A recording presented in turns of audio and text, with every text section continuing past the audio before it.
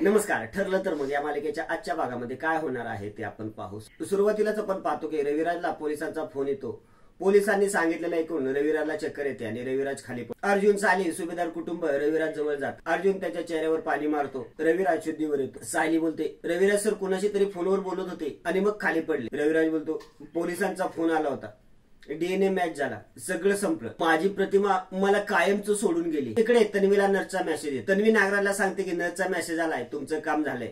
दोघंही खुश होतात. तन्वी बोलते, किल्लेदार कुठेस तू, लवकर ये, कारण तुझी खोटी मुलगी खऱ्या बायकोच्या प्रेतावर धाय मोकरून रडायला तयार आहे. अर्जुन बोलतो, सिनियर हे डीएनए मॅच वगैरे काय सगळं मला सांग ना प्लीज. सायली बोलते, सर राव नक्की काय झाले सगळं सांगा ना. रविराज, 2 दिवसापासून जे घडलं ते सर्व सुभेदार कुटुंबांना सांगतो आणि आता डीएनए मॅच झालाय, त्यावरून हे सिद्ध झालंय की तीच प्रतिमा आहे. पूर्णाजी बोलते, नाही हे रविराज हे खोटे आहे, हे नाही होऊ शकत. सर्वजण रडायला लागतात. अर्जुन बोलतो, सिनियर आपल्याला घरी जाऊन सगळ्यांना सांगायला पाहिजे हे. रविराज बोलतो, अरे तन्वीला कसं मी सांगू रे, नाही सांगू शकणार. पूर्णाजी बोलते, मला तन्वीला एकटं नाही सोडता येणार, मला तिला भेटायचंय. सर्वजण रविराजच्या घरी जातात. इकडे तन्वी बोलत असते, तुमचा भाऊ कुठे गेलाय?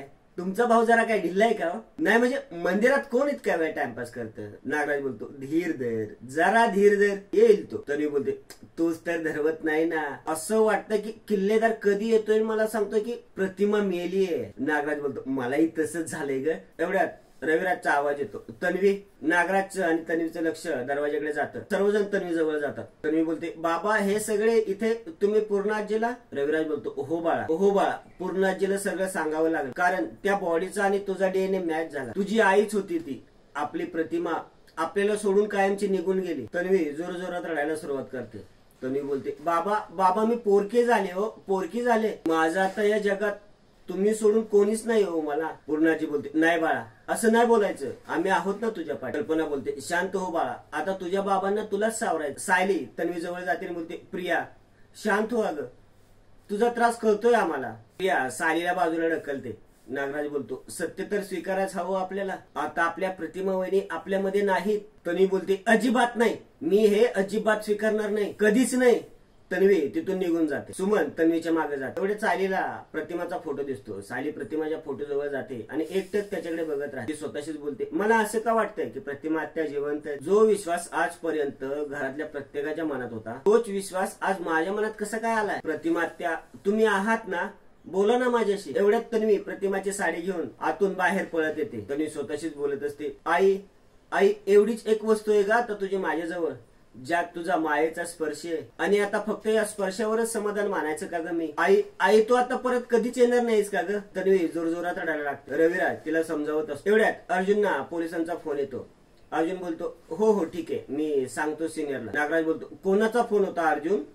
इन्स्पेक्टर साहेबांचा होता का? काय म्हणत होते ते? अर्जुन रविराज जवळ जातो आणि बोलतो, सिनियर पोलिसांचा फोन होता, पोस्टमॉर्टम झालंय, आपल्याला बॉडी घ्यायला बोलवलंय. रविराज, अश्विन आणि अर्जुन बाहेर जातात. पुढे आपण पाहतो की प्रतिमाच्या प्रेताला अग्नी दिला जातो. सर्वजण रडत असतात. सायलीच्या मात्र डोळ्यातून पाणी येत नसतं. तन्वी आणि नागराज खुश असतात. रविराज मनातच बोलतो, प्रतिमा तुझ्या चितेला अग्नी देण्याची वेळ माझ्यावर येईल असं वाटलं नव्हतं मला. तुझ्या जिवंतपणे नाही शोधू शकलो मी तुला, त्याचीच शिक्षा मिळाली बहुतेक मला. तन्वी रडत बोलते, मी नियतीचा एवढा काय गुन्हा केला होता हो की मला आईचं प्रेमच नाही मिळालं? आई परत ये, परत, आणि माझ्या डोक्यावरून प्रेमाने हात फिरव. नागराज बोलतो, तन्वी सांभाळ स्वतःला, बाबाकडे बघ.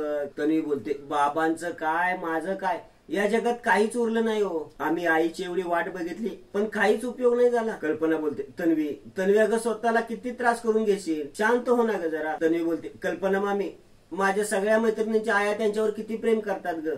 मला असं वाटायचं की माझी आई परत येऊन माझ्यावर प्रेम करेल, मला तिच्या हाताने खाऊ घालील, माझं कौतुक करेल.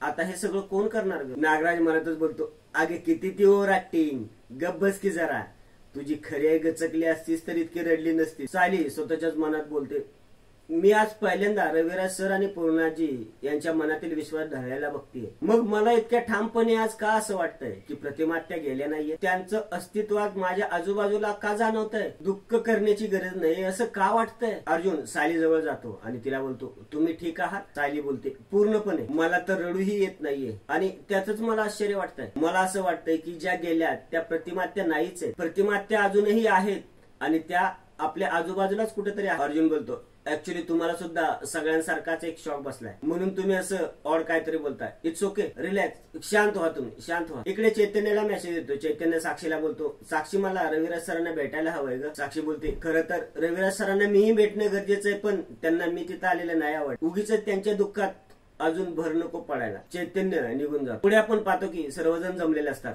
एवढ्या चैतन्य तिथे येतो. चैतन्य बोलतो, अर्जुन हे सगळं काय शॉकिंग आहे. चैतन्य येऊन रविराज आणि पूर्णाजीला भेट. कल्पना बोलते, अस्मिता पाण्यांना पूर्णाही करता. अस्मिता उठून आतमध्ये पाणी आणायला चाललेली असते आणि सायली तेल घेऊन बाहेर येत असते. अस्मिताचा धक्का सायलीला लागतो. सायलीच्या हातातील तेल तिच्याच अंगावर पडतं आणि आजचा हा भाग इथे. पुढील भागामध्ये आपण पाहतो की रविराज प्रतिमाच्या फोटोला हार घालत. एवढ्यात सायली तिची साडी बदलून बाहेर येते. सायलीने प्रतिमाची साडी नेसलेली असते. पूर्णाजीचं लक्ष सायलीकडे जातं. सायलीला बघून पूर्णाजीला प्रतिमाचा भास होतो. पूर्णाजी बोलते, प्रतिमा, माझी प्रतिमा. तन्वी सायली जवळ जाते आणि बोलते, आत्ताच्या आत्ता माझ्या आईची साडी बदल नाही तर. पूर्णाजी बोलते, थांब तन्वी, तिच्या रूपात मला माझी प्रतिमा जिवंत असल्याचा भास होतोय. आता तो हार फोटोला नको घालूया.